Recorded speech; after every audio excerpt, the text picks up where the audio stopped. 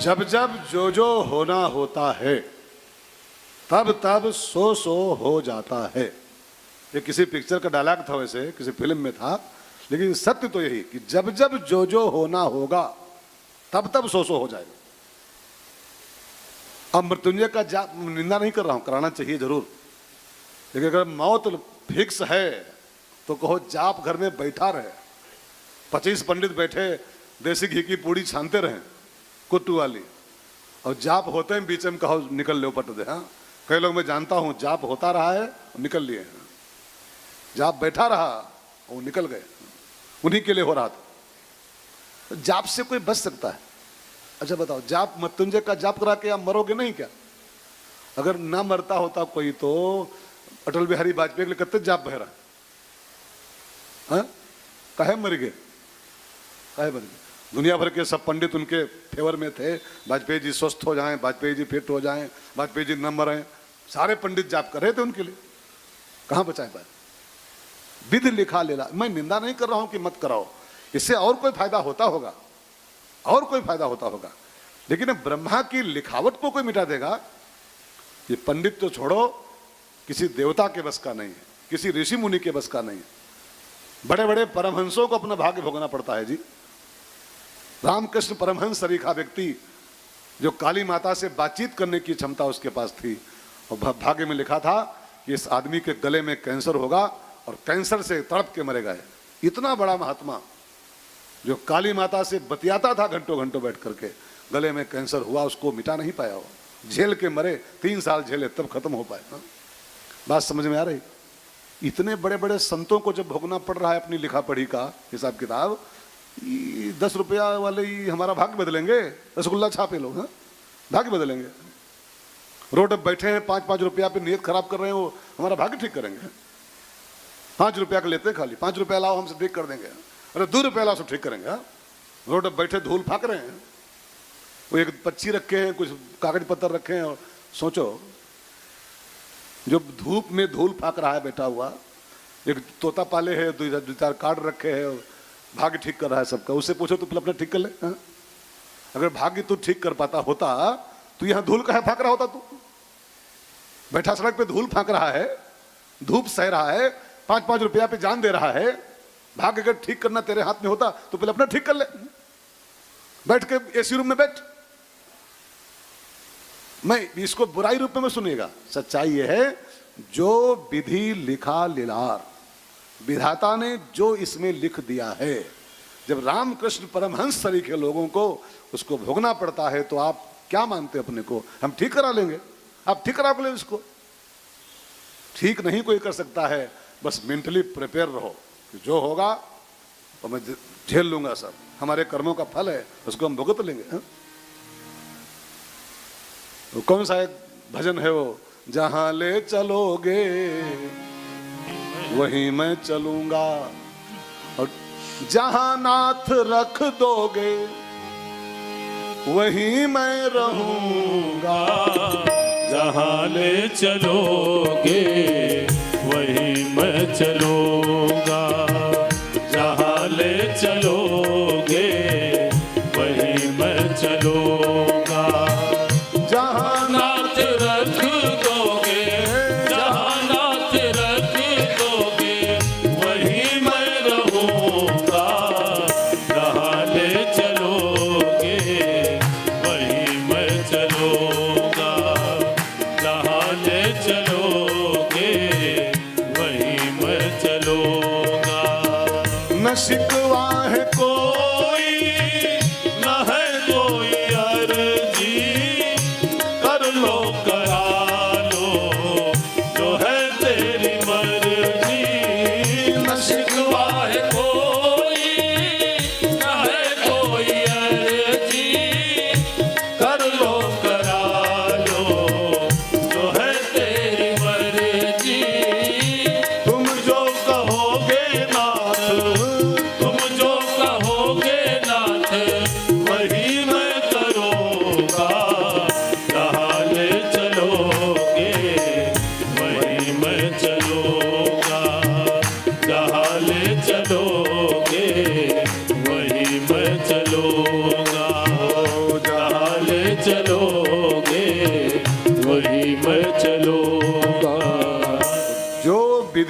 लिखा लिलार, उसको देव दनुज नर नाग मुनि को न मेटन हार। उसे कोई मिटा नहीं सकता है, उसी को झेलना पड़ेगा जो लिख दिया गया है पहले से। नारद जी ने बिल्कुल सत्य बोल दिया कि कुछ बदलाव नहीं संभव इसमें, इसको ऐसा पति मिलेगा, लिखा है तो ऐसा ही मिलेगा इसको।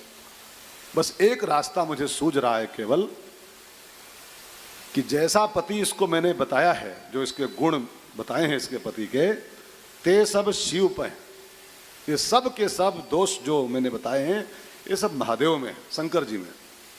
तो अगर शंकर जी इसके पति बन जाएं, शंकर जी से इसका विवाह हो जाए, तो दोषों गुण सम, सारे दोष गुण के समान मालूम पड़ेंगे।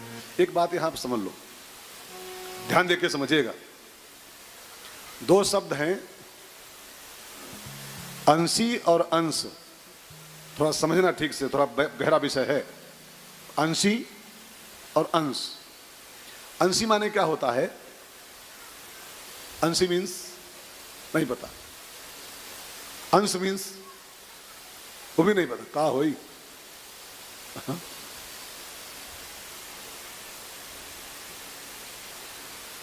कुछ बताएगा कोई? अंशी और अंश।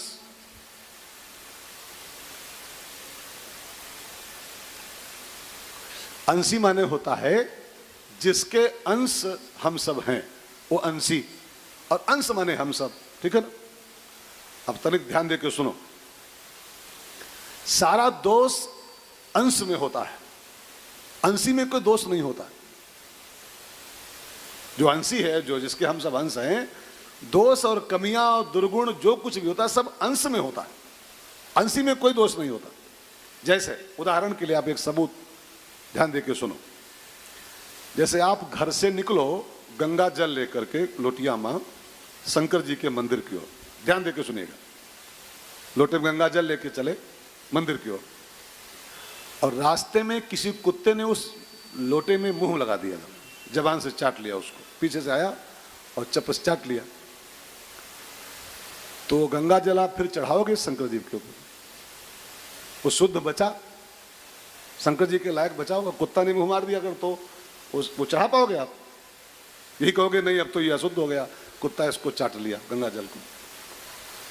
ठीक समझना। गंगोत्री से लेके गंगा सागर तक कितने कुत्ते मुंह मारते हैं गंगा जी में? गैया, भैंसिया, सुअर, कुत्ता, मुर्दा, है ना, टट्टी, पेशाब, सब तो उसमें हो रहा है गंगा जी में। गंगोत्री से गंगा जी तक यात्रा करो, हजारों कुत्ते, गैया, भैंसिया, मुर्दे, राख, सीवर, नालियां, सब तो गंगा जी में गिर रहा है। तनिक ठीक ठीक समझिएगा। कोई आज तक बोला गंगा जी अशुद्ध हो गई, कुत्ता चाट लिया इसको गंगा जी को, तो उनमें भैंसिया नहा ली तो गंगा जी पवित्र हो गई, अशुद्ध हो गई? क्यों? जब गंगा जी का जल वो था, गंगा जी वो भी हैं, इसमें कुत्ता चाट ले तो वो अशुद्ध हो गया, दोष हो गया। उसमें कुत्ता नहा ले तब भी अशुद्ध नहीं हुआ वो। क्यों? क्योंकि वो अंशी है। लोटिया में अंश था खाली, बस अंश, टुकड़ा उसका है। सारे दोष अंश में ही होते हैं, अंशी बिल्कुल दोष मुक्त होता है। क्योंकि शंकर जी अंशी हैं, ईश्वर अंश, हम सब अंश हैं और वो अंशी है, तो सारे जो भी दोष दुर्गुण होते हैं वो सब खाली अंश में होते हैं, अंशी दोष मुक्त होता है। इसलिए नारद जी कह रहे हैं कि शंकर जी में सब दोष हैं देखने में, लेकिन चूंकि वो अंशी हैं, महादेव हैं, जगत नियंता हैं, उनके दोष मालूम नहीं पड़ते, लगते नहीं। जैसे चिता की राख आप लगा लो, लगा पाओगे आप? अब जाके देखो उज्जैन में, उसी राख को लगाने की, आरती का दर्शन करने के लिए बड़े बड़े अरब अरबपति लोग लाइन लगाते हैं घंटों घंटों। वही भस्म आरती, चिता की भस्म है वो, चिता की राख है तो खाली है वो। आप लगा लो तो आप अशुद्ध कहलाओगे, आप खाली छू लो उस राख को मुट्ठी से, अशुद्ध हो जाओगे आप तुरंत ही। अब बाबा लगाते हैं तो वही चिता की राख बाबा लगाते हैं, वही आप लगा लो। आपके घर वाले आपको घर में घुसने नहीं देंगे, आपके घर वाले चिता की राख लगा के आ जाओ ना, तो आपकी बीवी लाठी उठा लेके राख लगा, न बहन नहा क्या, गंदा कहीं का महिला, आपकी बीवी आपको लठियाएगी तुरंत। घर में घुसने, नहा के आओ तब अंदर एंट्री करो, राख छू के आए हो, मरघट से आए हो, जाओ नहा के आओ। अब बाबा लगाते हैं राख तो क्यों? क्यों? उनको दोष नहीं, उनके दर्शन होते हैं, वो परम पवित्र हैं। काहे को? क्योंकि वो अंशी हैं, हम सब अंश हैं। चिता की राख हमारे आपके लिए दोष है, छूत है, अपवित्र है, लेकिन वही शंकर जी लगाते हैं तो परम पवित्र है। क्यों? अंशी है इसलिए, हम लोग अंश हैं इसलिए। बात समझ में आई बलदाऊ जी? हाँ तब ठीक है। तो जे जे बर के दोष बखाने, इसके पति के जो जो दोष मैंने बताए हैं, ते सब शिव पही मैं अनुमाने। जो विवाह शंकर सन होई, 200 गुण सम कह सब कोई। लेकिन हिमालय ने कहा गुरुजी हमारी बेटी तो ठीक है, शंकर जी को ब्याह जाए तो मंगल होगा, लेकिन शंकर जी इसके साथ शादी क्यों करेंगे? वो तो बैरागी हैं, और सती मैया की डेथ के बाद तो उनको और वैराग्य हो गया प्रबल, तो शादी को हाँ ही नहीं करेंगे, शादी को एग्री नहीं होंगे दूसरी बार वो। तो नारद जी ने कहा आपकी बेटी शंकर जी को पा सकती है, एक काम करे तो। क्या पाना चाहती है अगर तो इससे कहो, जो जो तप करई कुमारी तुम्हारी, जो तप करे कुमारी तुम्हारी, भावे हुमेती सकई त्रिपुरारी, भावे हुमेती सकई त्रिपुरारी। अगर तुम्हारी बेटी थोड़ी तपस्या करे शंकर जी की तो इसको शंकर जी मिल सकते हैं, इसका कल्याण होगा, भाग्य इसका बदल सकता है। यहां पर आप एक बात समझो ठीक से,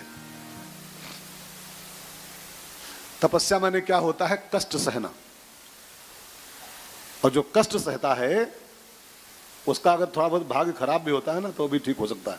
जैसे उदाहरण के लिए 2 शुगर के पेशेंट हो, दोनों की शुगर लेवल सेम हो, 300 250 जो भी हो, ध्यान देके सुनिएगा। एक आदमी तपस्या शुरू कर दे, शुगर की रिपोर्ट आते ही, तपस्या माने कष्ट सहना, मिठाई न खाए, मीठी चाय न पिए, योगा करे, मॉर्निंग वॉक करने जाए, है ना, करेला पिए, लौकी पिए, वो तपस्या है उसकी। अब एक आदमी कहे अरे शुगर पुगर क्या होती, खा पी के मरो, मरना तो है, खाए पी के मरो, मरना तो है, मीठ चाय पिए, रसगुल्लो खा ले, पेड़ो खा ले। अच्छा बताओ पहले कौन मरी? अच्छा ठीक पहले कौन होगा?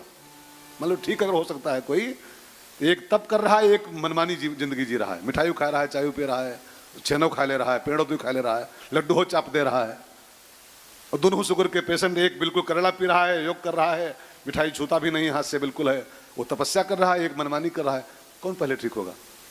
किसका भाग्य पहले काम आएगा?